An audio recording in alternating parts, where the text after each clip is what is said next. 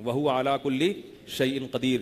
اللہ فرماتے ہیں کہ وہ ہر چیز پر قدرت رکھتا ہے, سب کچھ کر سکتا ہے. تو اس نے آج بھی ایسی چیزیں رکھی ہیں, شہداء کے خون سے خوشبو آنا, فرشتوں کا اترنا. رہا یہ مسئلہ کہ فرشتے ہمیں نظر کیوں نہیں آتے, تو بھائی اللہ نے ہمیں ایک محدود علم دیا ہے. آپ کہہ سکتے ہیں نا, بعض لوگ کہتے ہیں سائنس نے اتنی ترقی کر لی لیبارٹری میں, اب تک فرشتے پر ریسرچ نہیں ہو سکی. بھائی وہ لیبارٹری مادی چیز ہے, اور یہ ایک الگ جہان ہے جنات اور فرشتوں کا, یہ سائنس کی پہنچ سے دور ہے. روح اب تک سمجھ میں نہیں آئی ہے سائنسدانوں کو, یہ حیات کی ڈیفینیشن کیا ہے یہ نہیں پتا چلا. مشرکین نے نبی سے پوچھا کہ یہ روح کیا ہے, تو اللہ کے نبی نے جواب نہیں دیا. قرآن کی آیت نازل ہوئی کہ ان کو بتا دو قل الروح من امر ربی وما اوتیتم من العلم الا قلیلا, تمہیں اللہ نے بہت تھوڑا علم دیا ہے, تمہیں روح سمجھ میں نہیں آئے گی. اور واقعی اب تک سائنسدانوں کی سمجھ میں حیات کیا ہے, حیات زندگی کیا ہے سمجھ میں نہیں آیا ہے, اس کو ڈیفائن نہیں کر سکتے. دماغ کیا ہے یہ نہیں سمجھ میں آیا. ہمارے ایک دوست ہیں کسی ملٹی نیشنل کمپنی میں جاب کے لیے گئے, تو آئی کیو ٹیسٹ ہو رہا تھا, اس میں ایک یہ بھی تھا کہ دماغ کی ڈیفینیشن کیا ہے. انہوں نے کہا دماغ کو نہیں سمجھا, دماغ کو ہم سمجھ نہیں سکتے. کیوں؟ اس لیے نہیں سمجھ سکتے کہ دماغ کو سمجھنے کے لیے دماغ سے اوپر کی کوئی چیز ہونی چاہیے جو سمجھے. نہیں آئی نا بھائی, آپ دماغ کو اسی دماغ سے سمجھو گے نا تو نہیں سمجھ سکتے. اس دماغ سے اوپر کا کوئی دماغ ہوگا جو آپ کو اپنے سے کمتر چیزیں سمجھ میں آتی ہیں, اپنے سے بالاتر چیزیں نہیں سمجھ میں آتی انسان کے. بھائی آپ سے کوئی کہہ کہ اپنے سر کے اوپر دیکھو کیا رکھا ہوا ہے, دیکھ سکتے ہو آپ آنکھ سے؟ آنکھ کے سامنے جو چیز آ رہی ہے, سائڈوں پہ جو چیز آ رہی ہے, نیچے جو چیز آ رہی ہے وہ دیکھ سکتے ہو. سر پہ کتنے بال رہ گئے ہیں یہ پبلک بتاتی ہے آپ کو, ٹھیک ہے نا, یہ لوگ بتاتے ہیں. یا شیشے سے شعائیں منعکس ہو گئی, لیکن شیشہ بھی نہیں بتاتا. جب آپ سر نیچے کر کے دیکھو گے تو وہ شعائیں آپ کی ٹینٹ سے ٹکرا کے واپس چلی جائیں گی, آنکھ میں نہیں آئیں گے, تو اس کے بہت سارے شیشے لگانے پڑیں گے. تو آنکھ سے ہماری صلاحیتیں اتنی کم ہے کہ آنکھ سے ہم سر کے اوپر نہیں دیکھ, اپنا سر ہے حالانکہ. تو دماغ سے بھی ہم ایک حد تک سوچ سکتے ہیں, لیبارٹری بھی ایک حد تک جاتی ہے, مادی چیزوں پہ غور کرتی ہے. جنات کی دنیا مادے سے اس کا تعلق نہیں. حدیث میں آتا ہے جنات ہڈیاں کھاتے ہیں, حالانکہ کچرے پہ آپ ہڈیاں پھینک کے چلے جاؤ 100 سال کے بعد بھی وہ پڑی رہے گی. تو جنات نے کہاں کھائی وہ؟ اس لیے علماء کہتے ہیں وہ ہڈی اس شکل میں نہیں کھاتے, وہ ہڈی سے کچھ نکلتا ہوگا جو اللہ ہی بہتر جانتا ہے. کوئی گیسز ہوتی ہوں گی یا کوئی انرجی ہوتی ہوگی جو جنات کو اس سے انرجی ملتی ہے. گوبر سے جنات کو انرجی ملتی ہے, ہڈیوں سے انرجی ملتی ہے, تو ملتی ہوگی, کچھ نہ کچھ ہوگا ان کا. تو فرشتے تو نورانی مخلوق ہیں, وہ تو ایسے ہوا میں اچھلتے جاتے ہیں کہ سیکنڈوں میں یہاں سے وہاں اور وہاں سے یہاں. تو اب لوگ جنت کا, بعض لوگوں نے کہا کہ جنت جو ہے نا بس یہی ہے, جنت یہ جو دنیا نظر آ رہی ہے, کیونکہ انہوں نے کہا یار جنت الگ سے پتہ نہیں کہاں ہوگی, کہ آکسیجن تو ہے نہیں. تو اللہ نے بتایا کہ بھائی اس دنیا سے 10 گنا بڑی جنتیں ہیں, تو ظاہر ہے اس زمین پہ تھوڑی سما سکتی ہیں وہ جنتیں ہیں, بس اللہ نے بتا دیا. ہماری مثال ہے کنویں کے مینڈک کی.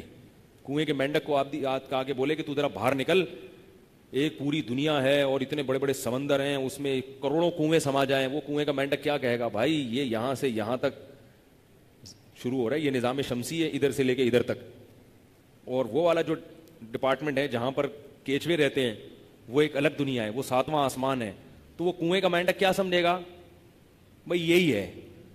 اس کو آپ 1000 دفعہ بتائیں بھائی یہ کچھ بھی نہیں ہے, وہ کہ کہاں ہے, نظر تو آ نہیں رہا.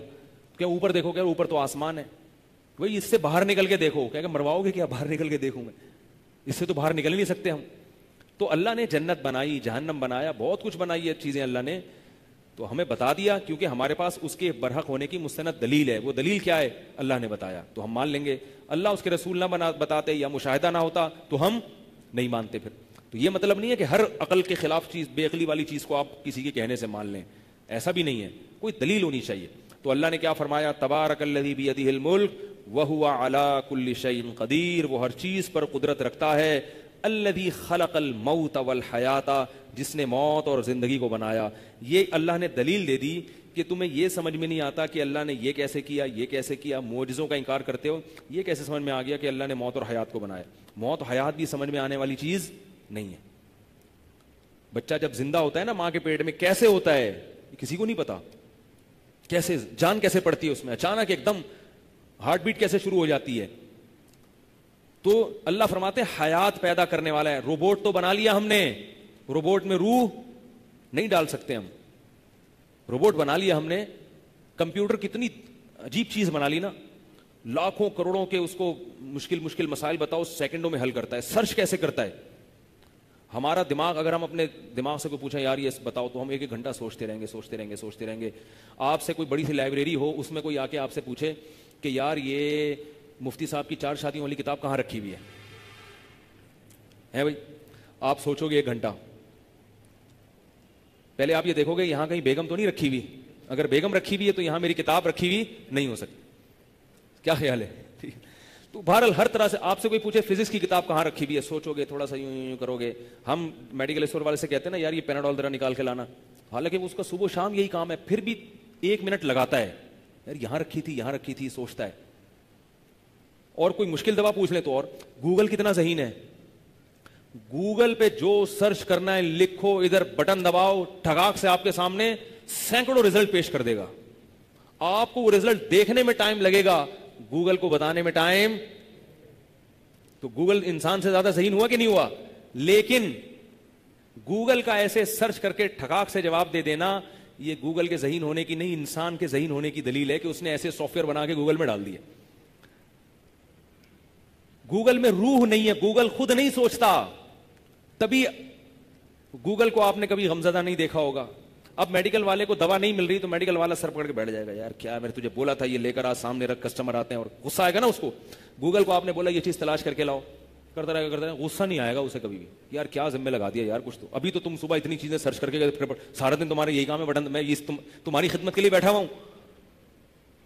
جذبات نہیں ہے گوگل کے, کیونکہ اس میں روح, اس کے پاس دماغ ہے, اس دماغ میں بالکل وہی سسٹم لگا ہوا ہے جو ہمارے دماغ میں, میموری کارڈ ہے, تارے ہیں, سب کچھ ہے, مگر اس دماغ میں روح, بولو بھائی, نہیں ہے. ہمارے دماغ میں کیا ہے؟ روح ہے. یہ روح ایسی چیز ہے جو سمجھ میں ہی نہیں آئی ابھی تک سائنسدانوں کے, اس کو ایجاد کر کے گوگل میں وہ روح ڈال دینا, یہ تو ممکن, اور شکر ہے نہیں ڈالی, ورنہ گوگل کبھی کبھی تھپڑ بھی لگا دیتا اس میں آگے.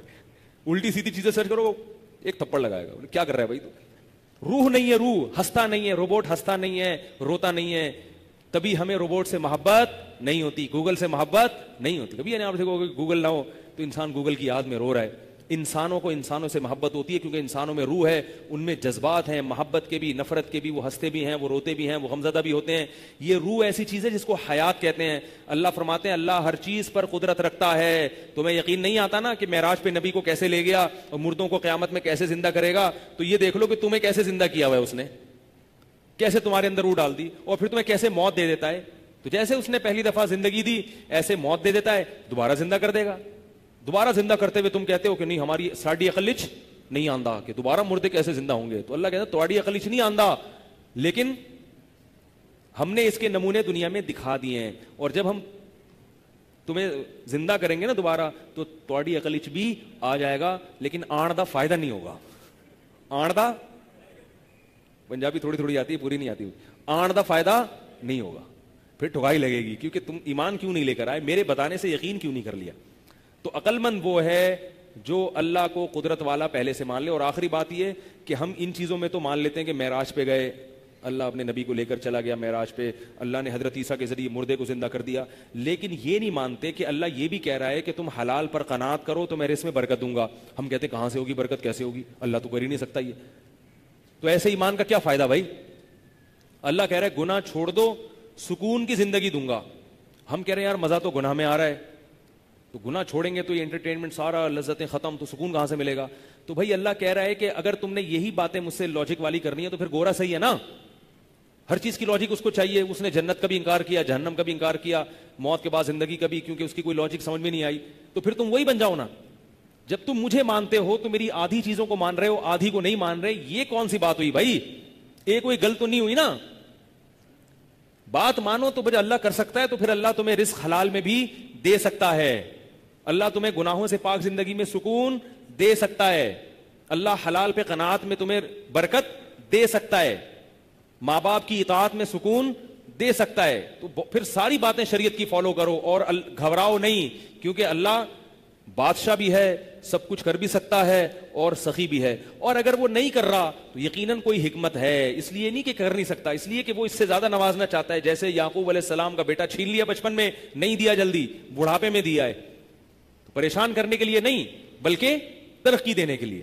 تو مومن پر غم بھی اگر آتا ہے تو اس غم کے پیچھے بھی کوئی مصلحت ہوتی ہے، وہ اسے نوازنے کے لیے غم ہوتا ہے، پریشان کرنے کے لیے نہیں ہوتا. اور نافرمان پر کوئی خوشی بھی آتی ہے تو وہ خوشی اس کے لیے حقیقی خوشی ثابت نہیں ہوتی، وہ اسے عذاب میں ڈالنے کے لیے ہوتی ہے. اللہ تعالی ہم سب کو سمجھنے کی، عمل کرنے کی توفیق